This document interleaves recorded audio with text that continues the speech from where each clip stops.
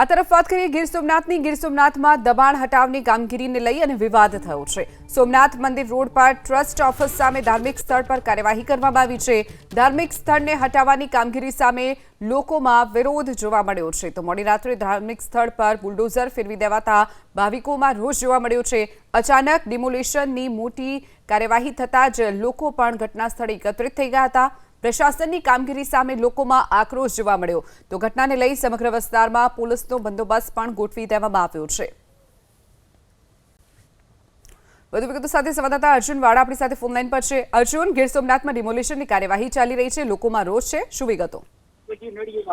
ચોક્કસથી વાત કરવામાં આવે તો ગીર સોમનાથમાં ખાસ કરીને જે સોમનાથ વિસ્તારમાં અત્યારે ડિમોલેશનની કામગીરી છે તે ચાલી રહી છે। કોરિડોરને લઈને આ ડિમોલેશન છે તે તંત્ર દ્વારા શરૂ કરવામાં આવ્યું છે। ખાસ કરીને તેમાં જે ગીર સોમનાથ વિસ્તારમાં દુધિયા બાપા નાગદેવતાના દેવસ્થાન પર રાત્રિના સમયે ડિમોલેશન કરવામાં આવ્યું હતું અને ત્યારબાદ